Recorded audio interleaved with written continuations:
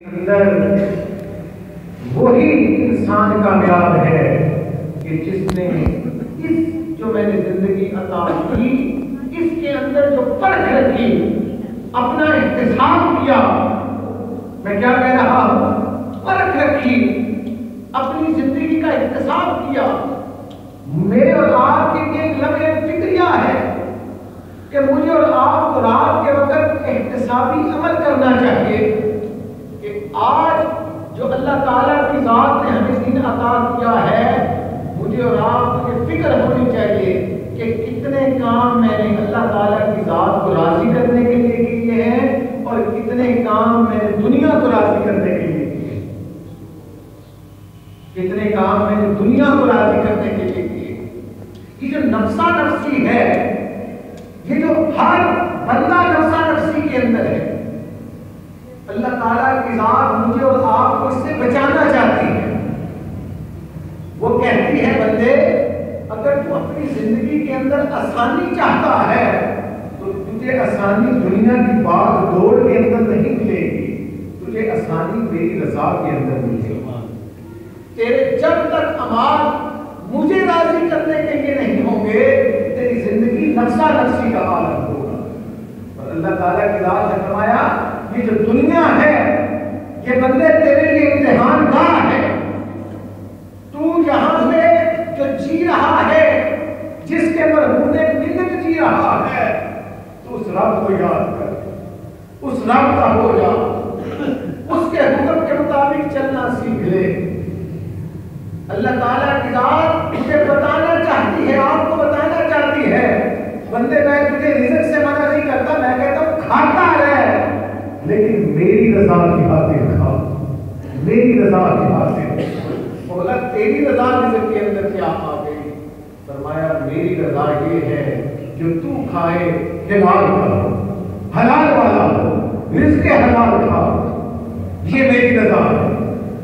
میں نے تجھے نعمتیں کھانے سے منع نہیں کیا، میں نے تو بلکہ لاریب کتاب کے اندر کہا ہے، کلو کھاؤ واشربوا، پیو من رزق اللہ، اللہ تعالیٰ کی ذات کے عطا کردہ رزق سے۔ اللہ تعالیٰ کی ذات فرماتی ہے، میں نے تمہیں جو میرے نزدیک پسند ہے، جو مجھے راضی کرنے والا رزق ہے، وہ رزق حلال ہے۔ اے بندے، رات کے وقت سوچا کر کہ کہیں سے تو اپنے رزق کے اندر ڈنڈی تو نہیں مارا، کہیں رزق میں ڈنڈی تو نہیں ماری جا رہی، کہیں سے سود تو نہیں آ رہا۔ اے بندے سوچ، عمر تیری گزر جانی ہے۔ جب اللہ تعالیٰ کی ذات نے کہہ دیا کہ دنیا دھوکہ ہے، تو میری اور آپ کی سوچ اب کہاں رہے؟ جب مالک کائنات نے کہہ دیا کہ دنیا دھوکہ ہے، یہ دھوکہ ہے، اس کے فریب میں نہ آنا بندے، اس کے فریب میں نہ آنا۔ یہاں تجھے نفس بڑی اپنی فنکاریوں کے ساتھ تمہیں اپنی طرف مائل کرے گا۔ اللہ تعالیٰ کی ذات نے جو نیکی کا راستہ بنایا ہے نا، اس کی مثال آقا علیہ السلام نے دی کہ ایسے ہے جیسے پہاڑ کے اوپر چڑھنا ہو، جیسے پہاڑ کے اوپر چڑھنا ہو، اور برائی کا راستہ ایسے ہے جیسے پہاڑ سے اوپر سے نیچے آنا ہو۔ نیچے سے اوپر جانے پہ محنت کرنا پڑتی ہے، مشکلات آتی ہیں، زور لگانا پڑتا ہے۔ وہ زور عمل کا زور ہوتا ہے، اس کو راضی کرنے کا زور ہوتا ہے۔ جب میری اور آپ کی دکانوں کے تالے کھلے، میری اور آپ کی دکانوں کے تالے کھلے، تو اس نیت و رضا سے کھلے کہ مولا دینے والا راضی تو ہے، تیرے ہی نام سے میں تیرا نام لے کے، میں تیرا بندہ تیرے لیے رزق کے لیے بیٹھ گیا ہوں، مولا مجھے رزق حلال کا عطا کر۔ انسان جب اپنی زندگی، معیار زندگی اللہ تعالیٰ کی ذات کی رضا کو بنا لیتا ہے، پھر رزق کے اندر کمی نہیں آتی، پھر رزق جتنا بھی ہو اس کے اندر برکت آ جاتی ہے، برکت آ جاتی ہے۔ آقا علیہ السلام فرماتے ہیں کہ ایک شخص ہے، وہ دنیا کی نفسا نفسی میں کاروبار کر رہا ہے، کوئی چیز بیچ رہا ہے اور قسمیں اٹھا رہا ہے بیچنے کے لیے چیز، اور قسمیں اٹھا کہ چیز بک بھی گئی، قسمیں اٹھا کے چیز بک بھی گئی، اس نے کہا فلاں کا کہ یہ اتنے کی آئی ہے، اتنے کی آئی ہے، چیز بک بھی گئی، تو اللہ کے رسول صلی اللہ علیہ وآلہ وسلم نے فرمایا قسم کھانے سے چیز تو بک جاتی ہے لیکن اس کے اندر برکت نہیں رہتی۔ تو برکت کیسے آتی ہے؟ اس کو راضی کرنے سے آتی۔ وہ کہتے ہیں میں دوں گا رزق، پھر دیکھ اس کی طرف اور بیٹھ جا اپنے رزق والی جگہ کے اوپر اور کام کر محنت کے ساتھ، یہ تیری روزی بھی ہے، یہ تیری عبادت بھی ہے۔ یاد رکھیے کہ جو رزق ہے، رزق انسان کا جو معاشی عمل ہے، پہلا عمل، انسان رہتا ہی اسی کی فکر میں ہے، میں بھی اسی کی فکر میں رہتا ہوں، آپ بھی اسی کی فکر میں رہتے ہیں۔ اللہ تعالیٰ کی ذات نے فرمایا کہ اس فکری جو معاشی عمل ہے تیرا رزق والا عمل، اس کے اندر پورا پیرا دے، پورا پیرا دے، پورا زور لگا کہ کسی طریقے سے اس کے اندر حرام کا لقمہ شامل نہ ہو۔ ذات نے فرمایا کہ اس کے اوپر تجھے بڑی قربانیاں دینی پڑیں گی، بڑی قربانیاں دینی پڑیں گی، تجھے بڑی قربانیاں دینی پڑیں گی اپنے حلال والے رزق کے اوپر پہلا دینے۔ یاد رکھیے باتیں کرنا بڑی آسان ہوتی ہے، اللہ تعالیٰ کی ذات کو عمل والی زندگی چاہیے۔ اللہ اور اس کے حبیب کو جو زندگی پیاری ہے وہ عمل والی زندگی پیاری ہے، جنہوں نے اللہ اور اس کے رسول کے لیے تکلیفیں سہی، پریشانیاں سے، وہ جو مشکلات آئیں، اب رزق حلال ظاہری بات ہے وہ محنت طلب ہے، وہ گھر میں بیٹھ کے تو رزق حلال نہیں کمایا جاتا، محنت کر کے کمایا جاتا ہے۔ اللہ اور اس کے رسول کے ہاں بڑی عزت ہے جو شخص اپنے ہاتھوں سے کر کے کھانے والا ہوتا ہے، رزق والا۔ ایک شخص آیا میرے آقا علیہ السلام کی بارگاہ میں، مزدور تھا، اپنے ہاتھوں پہ اس کے چڑیاں پڑی ہوئی تھی، رزق حلال کی مشقت کی وجہ سے چڑیاں پڑی ہوئی تھی۔ میرے آقا علیہ السلام نے اس کا ہاتھ دے کر محبت سے چھوڑا۔ اتنی عزت ہے اللہ اور اس کے رسول کے ہاں حلال رزق کمانے والے۔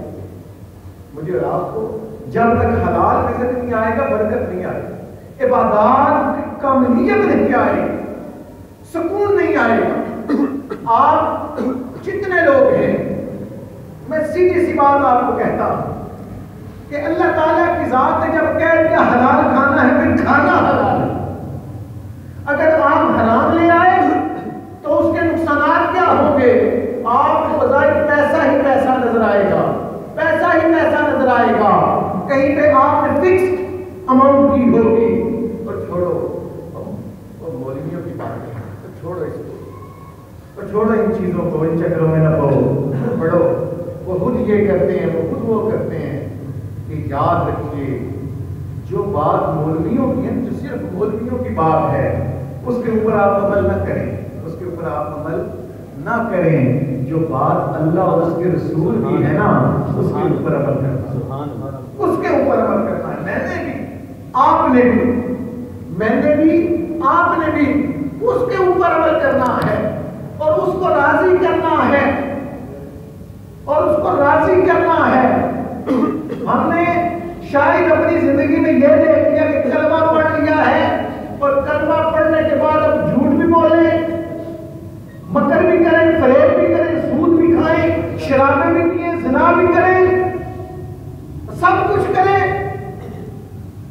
اور میرے آقا علیہ السلام اپنی امت کے لیے روئیں کہ یا اللہ پاک میری امت کائنات کا دھولا، کائنات کا سلطان، کہ جس کے نخرے اللہ تعالیٰ کی ذات اٹھائے، وہ میرے اور آپ کے لجپال نبی سخت سردیوں کی رات کے اندر میرے آقا علیہ السلام کے، میرے اور آپ کی خاطر میرے لجپال کریم کے سخت سردیوں میں مصلے پہ کھڑے ہونے کی وجہ سے آپ کے پاؤں مبارک سوج جایا کرتے ہیں۔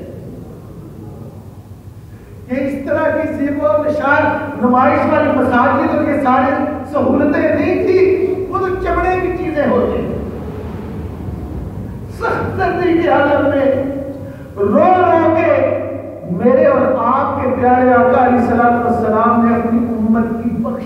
آنسو ہے. کہیں مجھے اور آپ کو آقا علیہ الصلوۃ والسلام کے ان آنسوؤں کی حیا کرنا چاہیے. حیا آنی چاہیے، میرے اندر حیا آنی چاہیے، آپ کے اندر حیا آنی چاہیے کہ جس کریم نبی نے اپنی زندگی کے اندر اپنی امت کا پیار مانگا ہے، ہم اس حبیب کی سنت کے اوپر عمل نہ کریں. کون ہے؟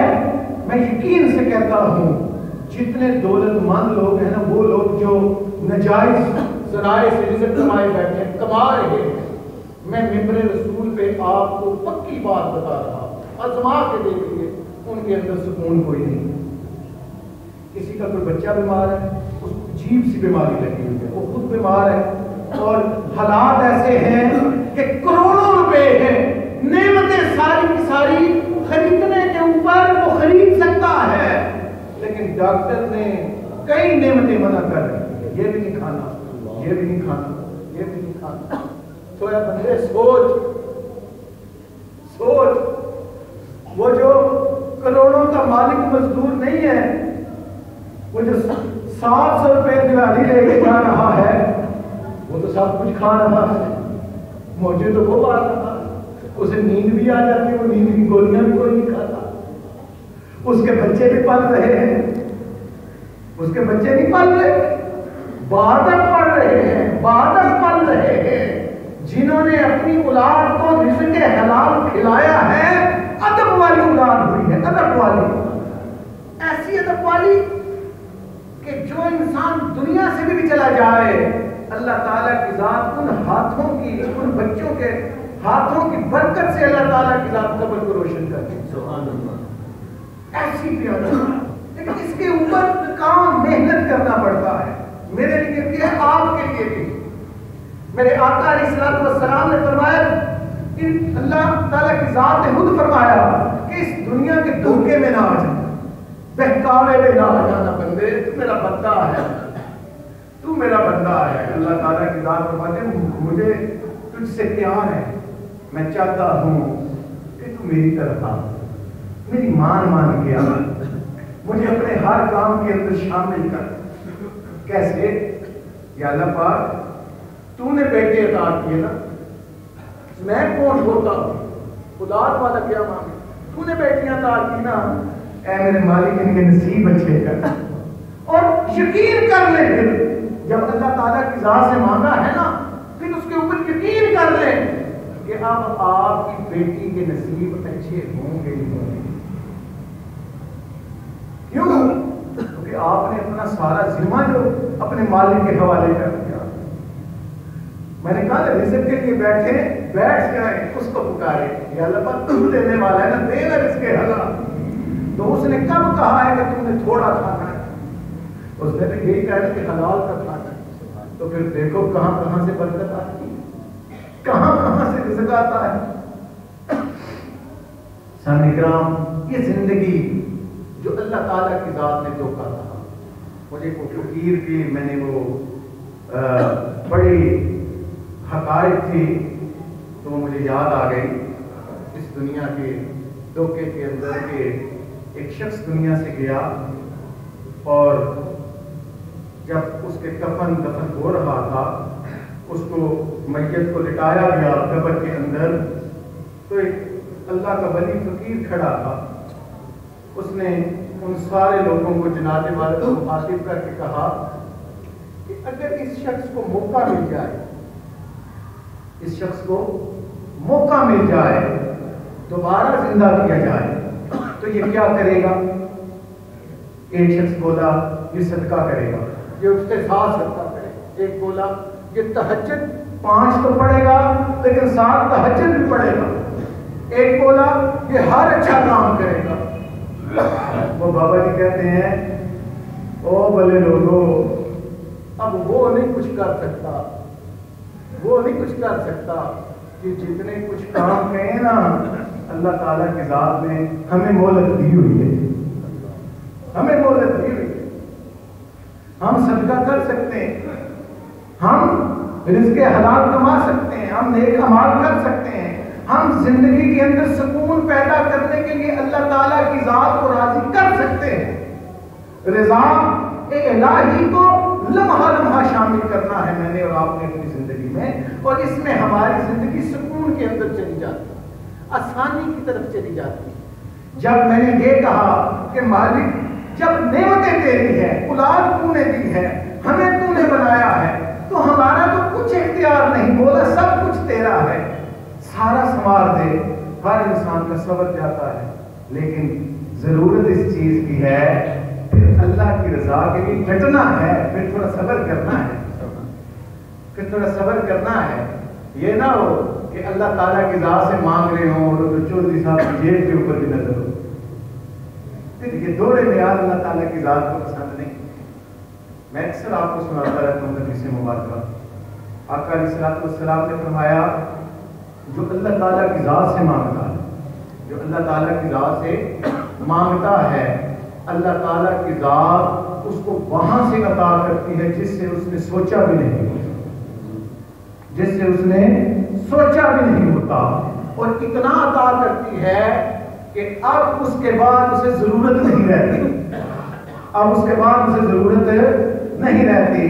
اور آقا علیہ الصلوۃ والسلام نے فرمایا جو اپنے رب کو چھوڑ کے لوگوں سے مانگتا پھرتا ہے، جس نے لوگوں سے امیدیں لگائی بیٹھی ہیں، میرے لاجپال کریم نے فرمایا اس کی ضرورتیں پوری بھی ہو جائیں وہ ساری زندگی منگتا ہی رہتا ہے، وہ منگتے کا منگتا ہی رہتا ہے، اس کی ضرورت نہیں پوری ہوتی۔ ایک ضرورت پوری ہوئی پھر دوسری ضرورت پڑ گئی، ایک پوری ہوئی پھر دوسری آ گئی، کمی تنگی یہی آتی رہے گی۔ کیوں آتی رہے گی؟ کہ اس نے اپنے رب کی طرف دیکھا ہی نہیں۔ اللہ تعالیٰ کی ذات میں نارے کتاب کے اندر جو میں نے تلاوت کی فرمایا فمن زحزح، خوش نصیب ہے وہ شخص، عن النار، جو آگ دوزخ کی آگ سے بچ گیا، وادخل الجنہ فقد فاز، اور جنت میں داخل ہو گیا، یہ اس کی کامیابی تھی، یہ کامیاب شخص ہے۔ وما الحیات الدنیا الا متاع الغرور، یہ دنیا دھوکہ ہے۔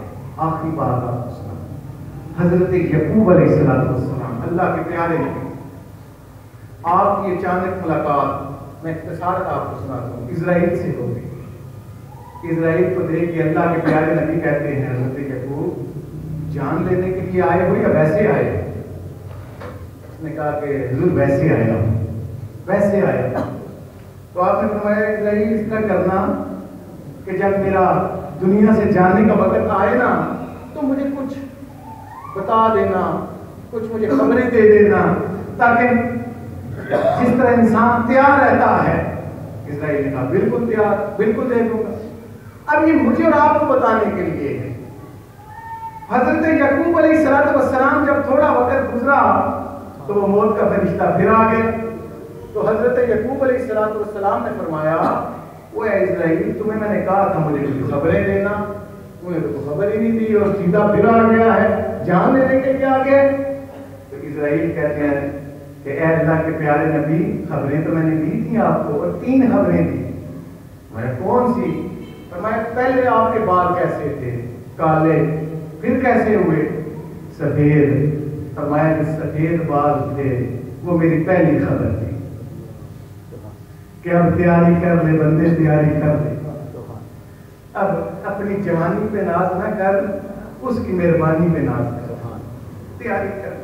اور دوسری فرمایا وہ جو جوانی کے اندر طاقت تھی، جب آپ 60 گئے تو تھوڑی بہت کمزوری آ گئی۔